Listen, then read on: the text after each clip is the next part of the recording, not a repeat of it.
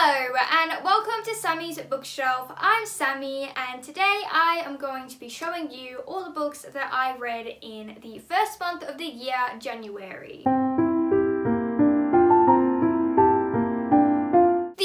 Books I read in January, we're continuing on with my reread of the original Shadow Me trilogy. So I read Unravel Me and Ignite Me by Tahereh Mafi. I really enjoyed finishing my reread of this trilogy. It's a really enjoyable trilogy. I especially had forgotten a lot of Unravel Me, so it was really great to remember everything that happened in this book. Ignite Me, however, was by far my favorite book, not just of the original trilogy, but of the whole Shadow Me series, and it's definitely my favorite because Warner is in this book the most. We see a lot of Warner in this and I love Warner, so every time he was in this book the quality just went up because he just steals the scene in every scene that he's in, and Warner is just great. He's one of my favorite characters in this series. So I really enjoyed my reread, and reading these books made me even more excited to go in and read the rest of the series. I did also read the other novella that also comes between those two books, Unravel Me and Ignite Me, which is Fracture Me, which is told from Adam's point of view. I did have a couple of problems with the novella. I found that the first half was quite unnecessary. It was just the same events at the end of Unravel Me, and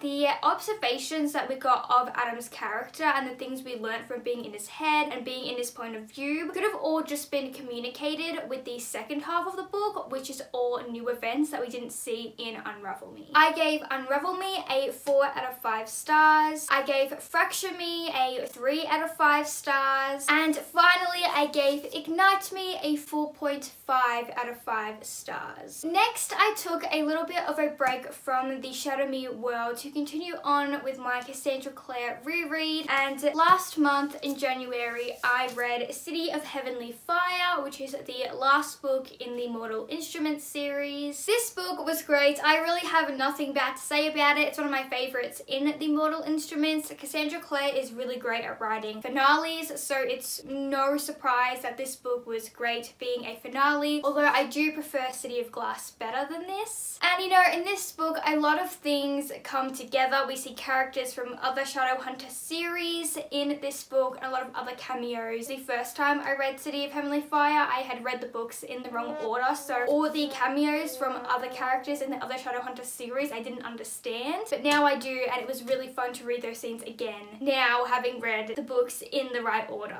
City of Heavenly Fire, whilst it is a finale, it also starts to introduce the Dark Artificers, where we meet Julian and Emma and the other Blackthorns, and it was really great to read the introductions. Now that I've read the Dark Artificers, it was really interesting to kind of see where Cassandra Clare was going and how she was setting up for the Dark Artificers in this book, now knowing everything that happens in the Dark Artificers. Of course, like always, I loved the witty dialogue. There is some great witty dialogue from Alec in this book. If you've read this book, you know exactly what scene I mean, and it's one of my favorite scenes in the whole book. We also got to see a lot of great moments from all the ships in this book. Obviously, Cassandra Clare, in every book she writes, there's like 1,000 romances, and we get to see a lot of really great moments from each romance in this book, which was also amazing. And I did cry in this book. The first time I read it, I cried, but going into my second reading, I thought I wasn't going to cry because the particular thing that I cried about, I already knew it was going to happen, and I already kind of know that everything turns out okay, but Cassandra Clare just really pulls at my heartstrings because I still cried. I was certain I wasn't going to, but I still cried. I can't believe I've already finished my reread of the Mortal Instruments. It felt like yesterday I was picking up City of Bones, so it feels great now that I've gotten through all 6 books, since I had put off my reread of the Mortal Instruments for so long because it is such a big series, and so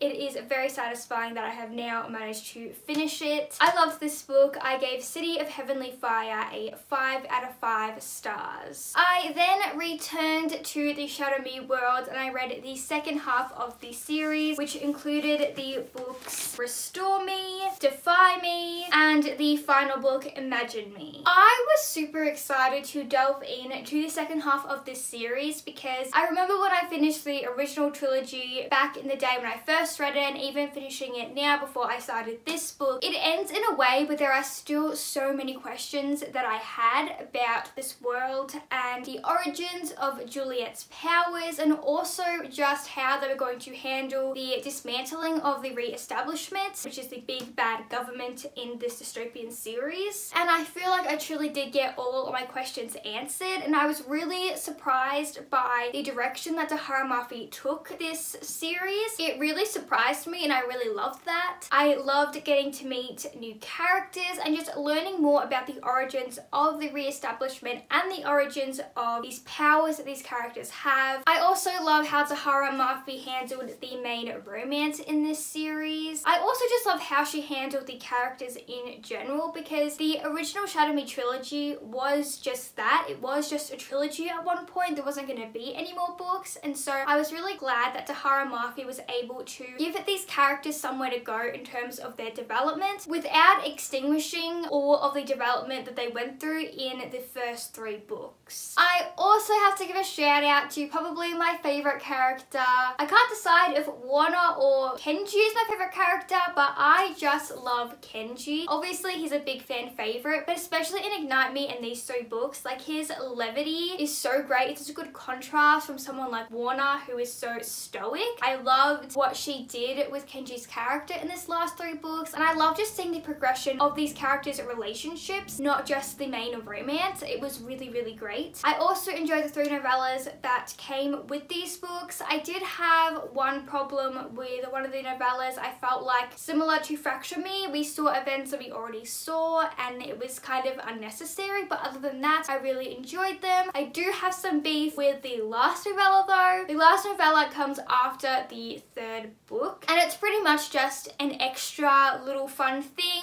to kind of catch up with the characters and just see what they're doing after the events of the 3rd book. And obviously I can't go too into depth, but in the synopsis of this novella, I was promised something, and this certain thing I was promised, I saw everything leading up to it, and then 2 seconds of the thing I was promised, and then the book ended, and I was kind of disappointed. I kind of just wish that we had elongated the novella to encompass the full thing that I was promised, and I felt we could have cut a bit in the middle, still make the novella the same length, so we can get a bit more of what we were promised in the actual synopsis. Hopefully that makes sense, because I do have to be vague because I don't want to spoil it for anyone who hasn't read it yet. But overall, I really enjoyed the Shadow Me series. I was really satisfied with how it ended and where all the characters left off and their character arcs and development. I'm really glad that I decided to binge read all 6 books and the novellas. So Restore Me, I gave a 3 out of 5 stars. Defy Me, I gave a 4 out of 5 stars. And Imagine Me, I also gave a 4 out of 4 stars. In terms of the novellas, I gave Shadow Me a 3 out of 5 stars, Reveal Me a 4 out of 5 stars, and Believe Me a 3.5 out of 5 stars. After reading the Shadow Me series, I wanted a really cutesy rom-com, so I picked up a Christina Lauren book, and the book that I picked up was Josh and Hazel's Guide to Not Dating. This is a book about a boy named Josh and a girl named Hazel. They first meet in college and they quickly discover that they are complete opposites of each other.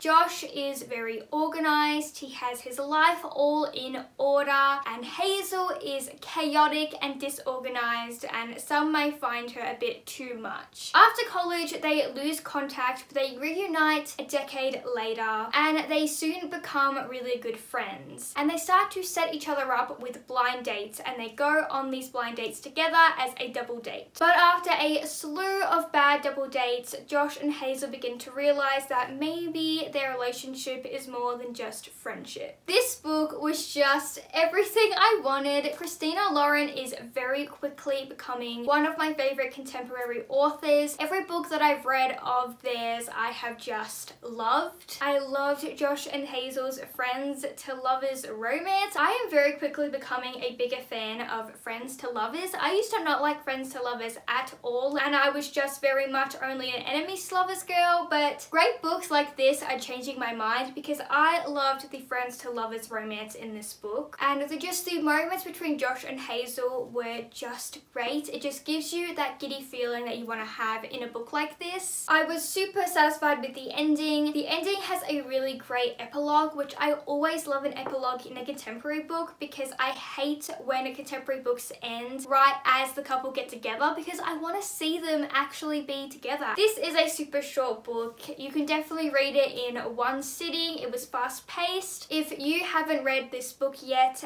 and you are looking for a friends to lovers rom-com, I would highly recommend it. I gave this book a 4 out of 5 stars. The final book that I read in January was a book that I'm very excited about and very excited to talk to you about, and that is The Invisible Life of Addie LaRue by V.E. Schwab. This was a book that I've been meaning to read for the past year, and this month I finally got to it and I loved it. It was amazing. V.E. Schwab is just such a talented writer. This book is beautifully written. The story is so well constructed. It is unique in the best way. There are so many quotable lines, just so many quotes you can take from this book. Like, the writing again is just gorgeous. This book is about a girl named Addie LaRue, and she lives in the 1600s and she is expected to marry, and she really does not want to. She really wants to have her freedom and not be tied down by a husband and kids, which of course is a very dangerous thought to have as a woman in the 1600s. But on the day of her wedding, Addie does something she has been told she is not supposed to do, and she prays to the gods that answer after dark. She is given the gift of immortality and all the time in the world to do everything she wants to do, but the consequence is that everyone she meets will forget her, and she can never leave her mark on the world. Then 300 years later, she walks into a bookstore